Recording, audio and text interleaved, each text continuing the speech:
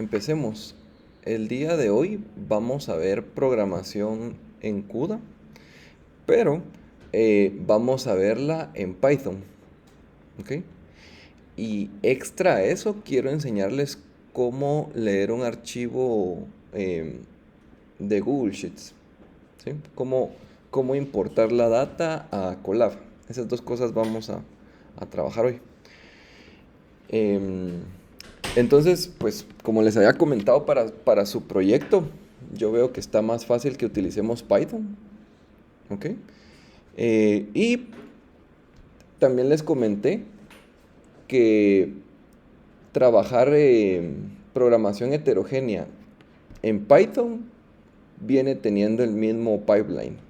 Entonces, ahorita no me voy a detener a platicar tanto de eso, sino más bien cómo implementarlo en Python. ¿Sí? Bueno, entonces, lo primero que vamos a hacer, y yo quise este notebook irlo separando por pasos, es actualizar la librería, o si no está, pues igual instalarla, la de GSpread, ¿sí? Esa es la que nos va a servir para poder hacer la lectura del Google Sheets, ¿ok? Seguidamente, este bloque que vemos acá es puramente para hacer la lectura del documento de Google Sheets, ¿sí? Entonces, vamos a importar algunas cosas. Por ejemplo, vamos a importar NumPy, que es la que nos sirve para las operaciones matemáticas. Vamos a importar out, que ese es el que nos va a servir para poder hacer la conexión eh, con, con Google, ¿verdad?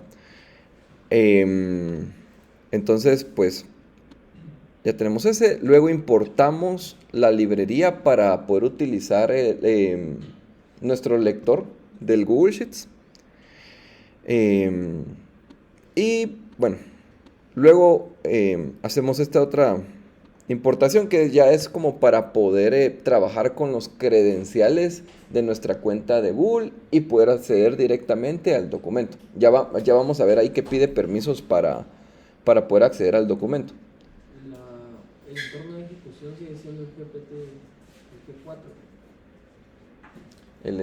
El entorno de ejecución va a seguir siendo con el GPU la, la tarjeta T4. Sí, porque si vamos a hacer programación paralela.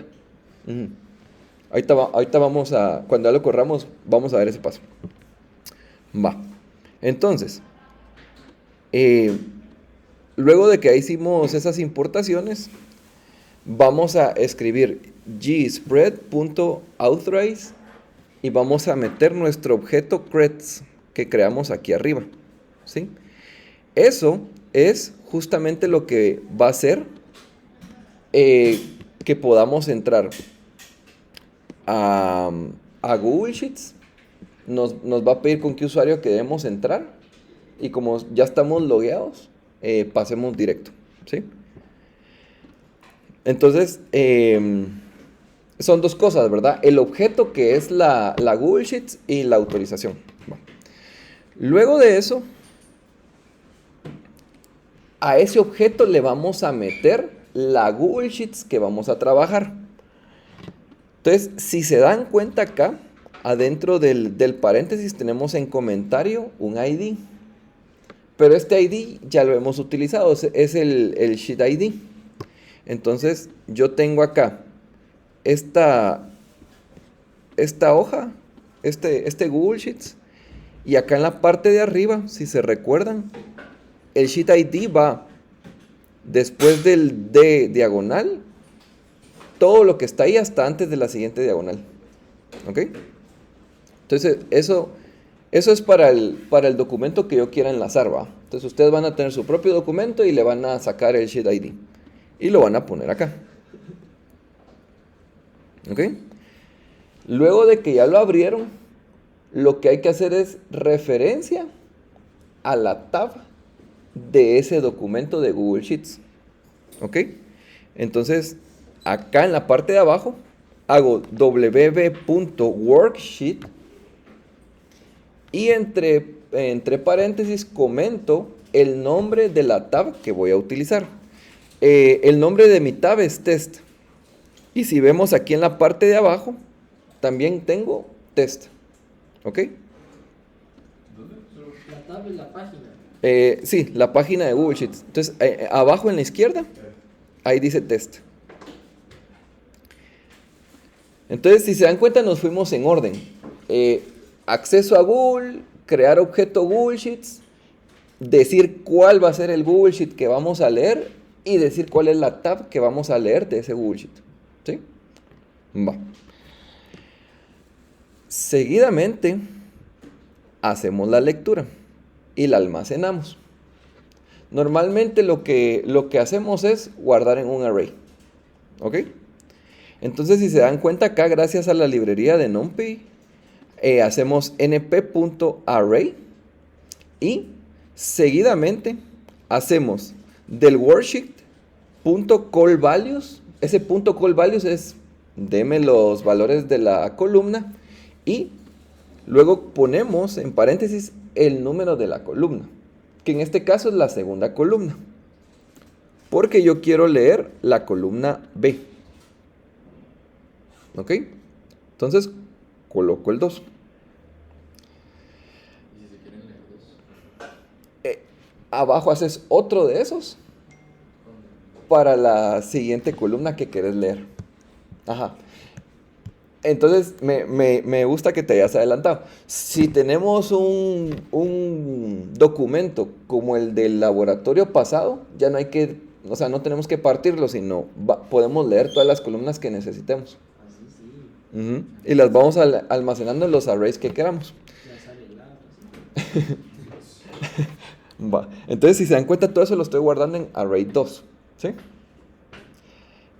Ahora, hay una cosa extra. Se recuerdan que cuando yo hago la lectura, lo tomo todo como que si fuera un string. Va. Entonces, aquí en Python lo que vamos a utilizar es el punto asType, que en otras palabras es guárdeme esto como. Y nosotros, gracias a NumPy, podemos decir que queremos un float de 64 bits con np.float64. Entonces estoy leyendo y estoy guardando como float en el array 2. np-array es para leer y asType para guardar. Correcto. Y- No, perdón. np-array es para crear el array. Y para leer de la hoja es el objeto, que en este caso es ws.call-values. Ahí estoy leyendo. Con n-values es la columna.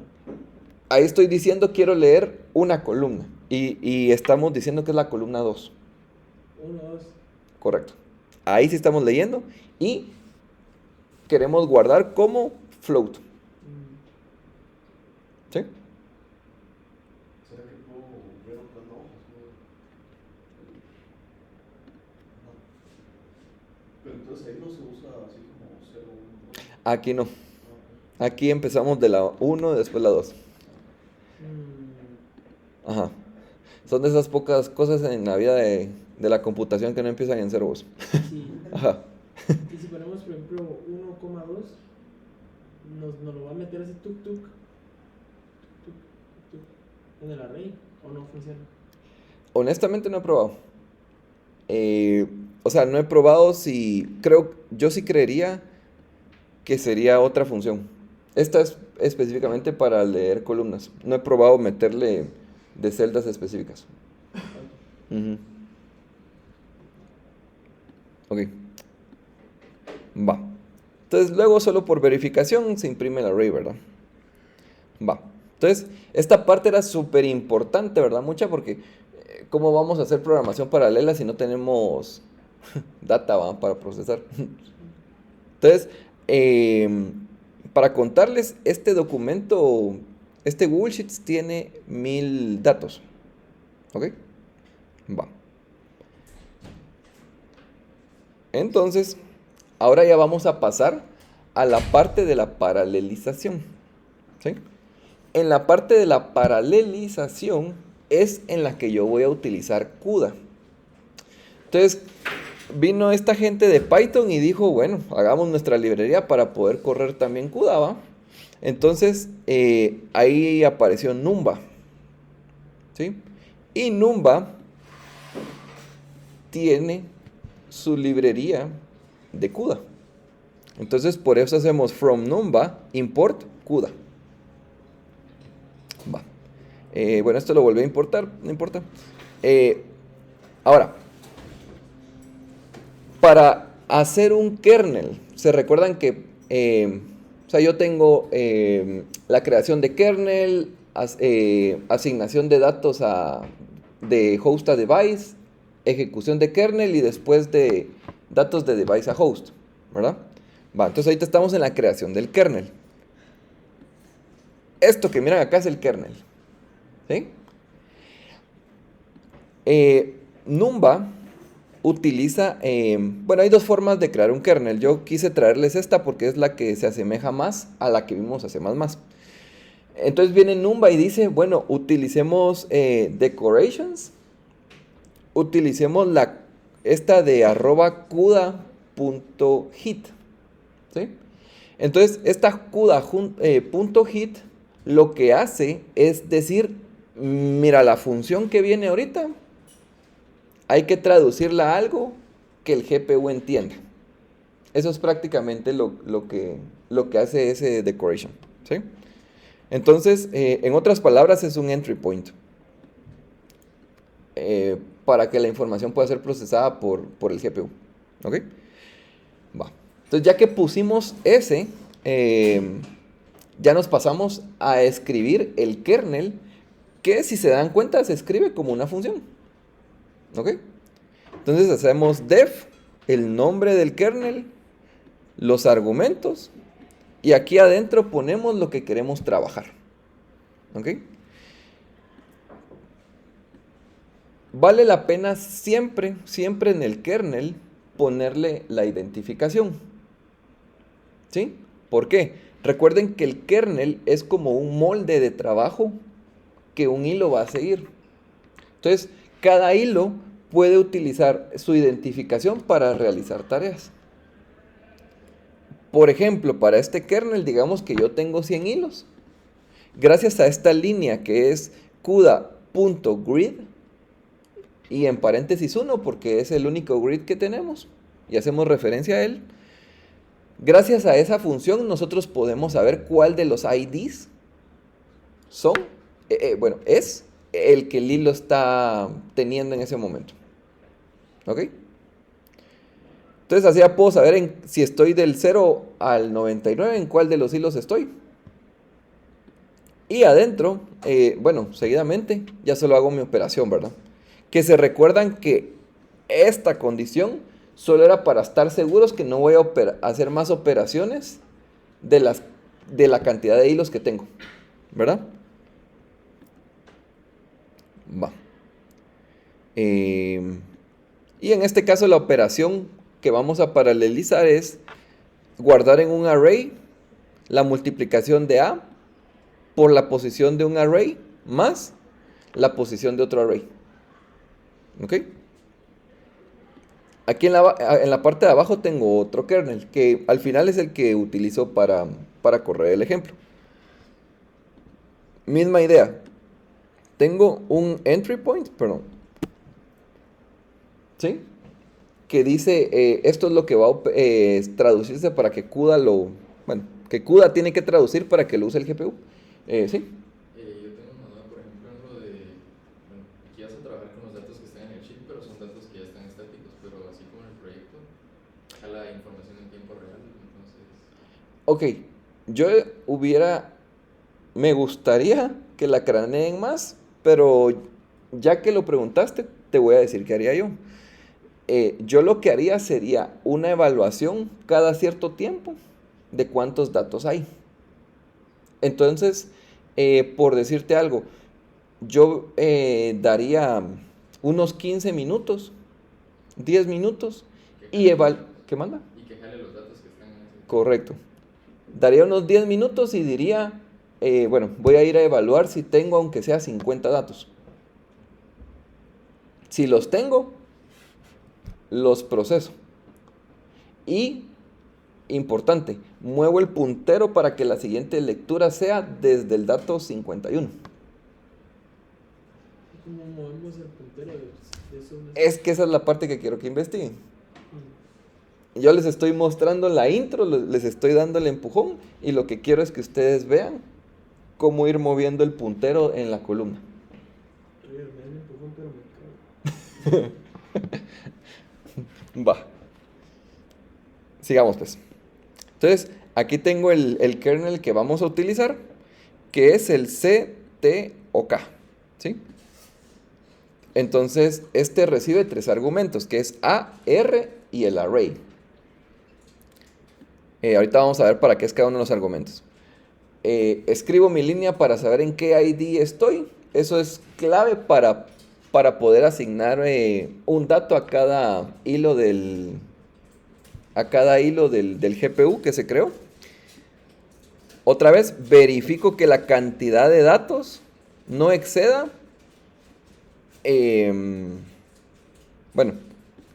la cantidad de hilos no exceda la cantidad de datos que tengo que operar. Es decir, otra vez, si tengo 100 hilos, que no haya un hilo 100 que quiera hacer una operación. Porque de 0 a 99 ya cumplí con las 100 operaciones que tenía que hacer. ¿El CUDA-grid dónde lo instanciamos? ¿Cuál? El CUDA.grid. Ese es el número de hilos que tenemos. El ID del hilo que en ese momento va a estar trabajando. O sea, que más abajo vamos a decir cuántos hilos queremos. Correcto. ¿Qué hacer? Vas a tener cuántos hilos querés y vas a lanzar el kernel. Y cuando lo lances, lo que va a pasar es que este pedazo de código se va a ejecutar para cada uno de los hilos que dijiste que querías tener. ¿Sí? Entonces, tenemos claro que el kernel es como un molde de trabajo que cada uno de los hilos va a correr. ¿Sí? Va, perfecto. Entonces vamos bien. Entonces ya que tenemos nuestro kernel, creamos algo de data. ¿Sí? Y recuérdense que lo que está en el host de data se trabaja en el host y lo que está en el device de data se trabaja en el device. ¿Sí? Entonces, si yo creé datos en el host, los tengo que trasladar. Lo que sí se permite es, si yo creé constantes en el host, que yo las pueda utilizar para hacer operaciones, pero no estoy guardando data ahí. ¿Sí? Ahorita vamos a ver a qué me refiero. Pero bueno, yo creo aquí la variable n, que es la cantidad de operaciones que voy a querer. Creo la variable a, que va a ser una constante. Y luego creo un array, que va a ser el array R. Y ese array lo lleno de ceros. Por eso hago np.zeroslike. Y aquí en el paréntesis me va a preguntar de qué largo quiere ese array. Entonces yo quiero que sea del mismo largo que el array 2, que es el array que tiene la data que yo jalé de Google Sheets. Y de una vez le digo que yo quiero que ese array sea de floats. Entonces utilizo el astype np.float64. Entonces ya tengo un array que tiene un largo de 1000 datos de floats, que ahorita está en ceros. Entonces, ese array yo lo traslado, en realidad tiene ceros, no importa, pero por buena práctica yo traslado ese array del host al device. Entonces recuérdense que para yo hacer una variable que sea análoga a R, pero en el device, yo utilizo el d-bajo. Entonces estoy haciendo aquí d-r y utilizo la función CUDA.toDevice y ahí traslado la data. ¿Qué data? La que tenga R. ¿Ok? Si se dan cuenta, estoy diciendo lo mismo que decía cuando les mostraba un programa en C++. ¿Ok? Va. Ya que Python no es altamente ocupado, ahí no importaría si le asignamos un largo a la variable, ¿sí? Porque total le puede caer cualquier variable, ¿no? Puede caer cualquier variable. Sí, aquí no importa tanto. Qué bien. Sí. Más user friendly, decís vos. Sí, Sí. quitar esa parte de...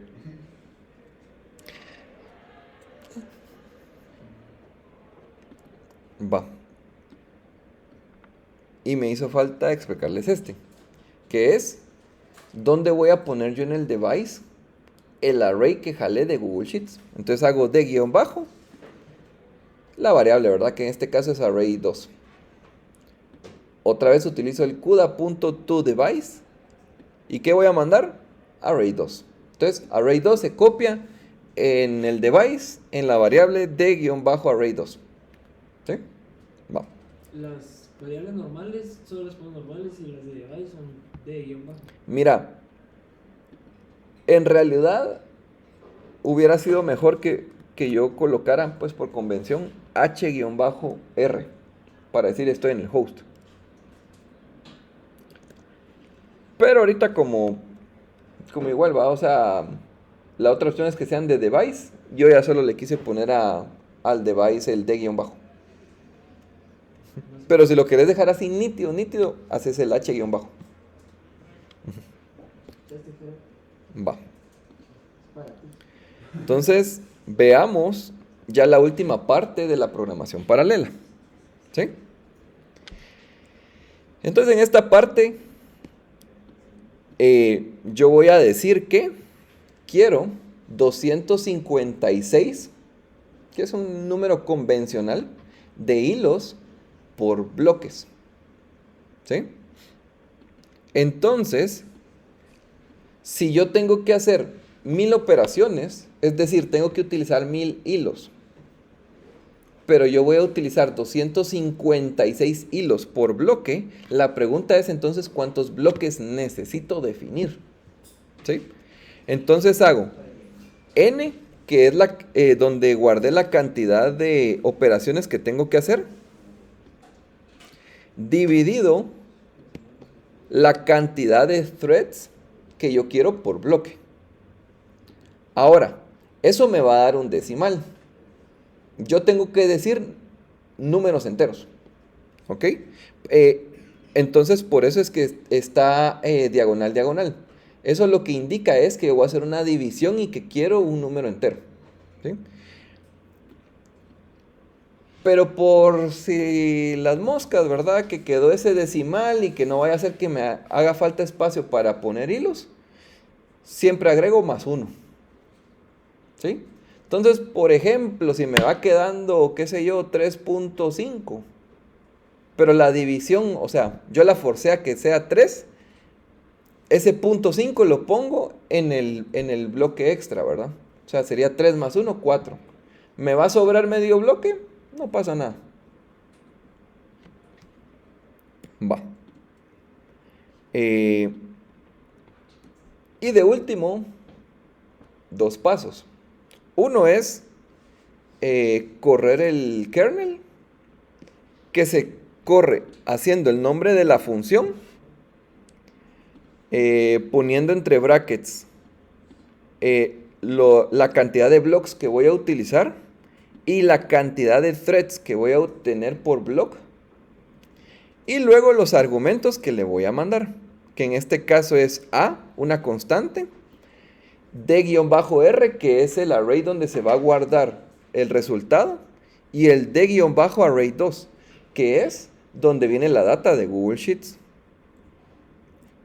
Entonces, la operación va a ser la constante por la data de Google Sheets más 32, y eso se va a guardar en otro array.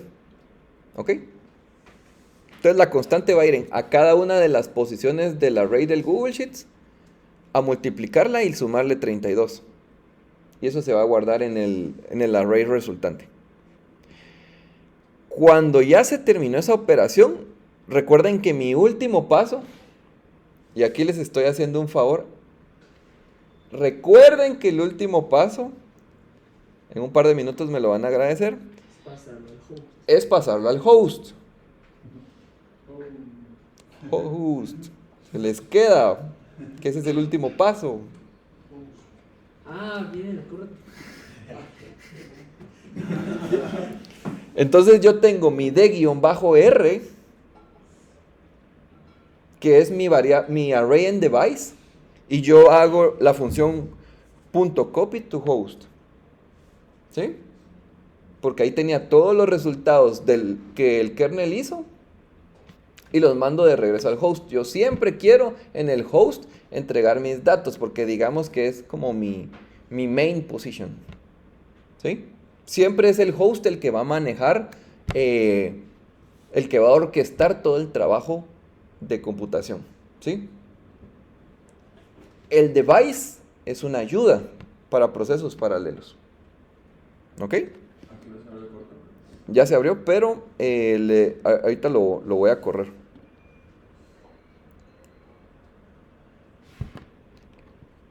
No se preocupen. Entonces solo quiero...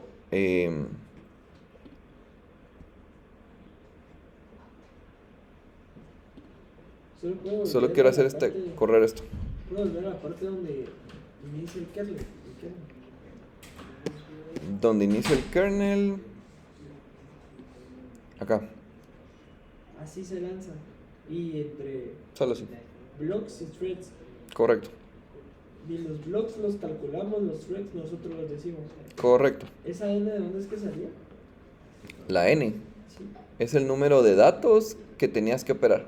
Ah, Entonces como yo tenía 1000 datos en el Google Sheets, puse N igual a 1000. ¿Y nosotros que no vamos a saber el número de datos? Sí lo vas a saber. Porque en tiempo real vas a estar escogiendo de cuántos datos va a ser tu operación. O sea, de 50 en 50, por ejemplo. Digamos Entonces, digamos que podemos, si son 50 datos, igual usamos los 256 threads. No, ahí ajustarías cuántos querés por bloque. Y O podés decir que querés más de 50, ¿verdad? Podrías decir que querés, me lo voy a inventar, 200, querés operar 200 datos por vez y que querés 100 datos por bloque. ¿por qué no hacemos la misma cantidad de datos con la misma cantidad de hilos? Así es un hilo por bloque. También podrías. Entonces podría poner Ese va a ser diseño tuyo. 50 datos, 50 hilos, y ahí cuando se divida para sacar los blocks, va a Te salir queda uno. Ujú. Cabal. Ya vamos. ¿En sí Va. de qué sirve el bloque? ¿Mm? ¿En sí de qué sirve el bloque? Lo que pasa es que vos puedes hacer varias operaciones paralelas dentro de un grid. Entonces, vos lo que haces es agrupar los hilos por bloques y podés ir definiendo qué bloques hacen qué operaciones paralelas. Lo que pasa es que hasta el momento solo hemos estado haciendo una operación paralela y entonces definimos bloques solo para eso. Pero podrías tener varios kernels corriendo. Podría ser que, aunque escribas que un kernel se ejecute antes que otro, puede ser que el kernel anterior no haya terminado su ejecución. Pero vos lo querés aislar. Y lo aislás con bloques. O sea, Va. en un mismo grid pueden haber varios kernels que estén interactuando con varios bloques. Correcto. Va. Entonces ahí corrí todos los espacios de aquí de mi notebook. Y cabal me pregunta si quiero si quiero acceder a mi cuenta, va. Entonces, permito. Eso era cabal este bloque. Aquí me jaló los 1000 datos que tenían en Google Sheets. Y aquí me empieza a correr todos estos pedazos que platicamos ya. Hace la programación paralela y después manda de regreso el resultado.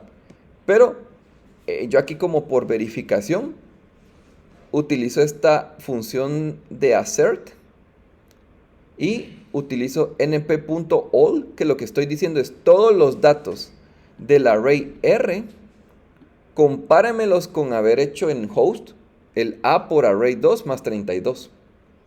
En otras palabras, yo quiero ver en el host si lo que se fue a operar al device era correcto. O si el device hizo locuras, ¿verdad? Para eso es. ¿Por qué unos 32? Es que esa era la función que yo tenía para operar en el device. Eso es lo que tenía el kernel. Entonces estoy usando esa misma operación del kernel, pero en el host, para ver si son completamente iguales. Y por último, solo por visualización, tengo un for para imprimir todos los datos, los 1000 datos. ¿Ok? Entonces así ya se puede, o sea, yo lo hice porque así con calculadora pueden ir viendo si multiplican 1.8 por 37 más 32, que sí les va a dar este resultado. ¿Va? Este ejemplo es, o sea, esta es data real que yo tomé de un sensor de temperatura. Entonces, por eso es que el cuaderno se llama temperatura-calc. Porque yo estoy haciendo transformación entre Celsius y Fahrenheit. Por eso es. Ah, va. ¿Alguna duda, mucha? Por ahora. Todo lo que me dijo a contar. Va. Yo creo que la vamos a dejar ya ahí. Ahí miras el video hasta antes de que entraras a tu clase. Yo me sale que está grabando. Yo estoy grabando. Ahorita lo voy a parar. Mira, ¿usted usa OBS en Mac? No. Ya tiene para grabar. Va. Es como hacer Windows Key. Vamos a dejar ahí la clase, mucha. Tenemos que seguir avanzando con la siguiente actividad. Y bueno, eso sería todo. Y gracias por su atención.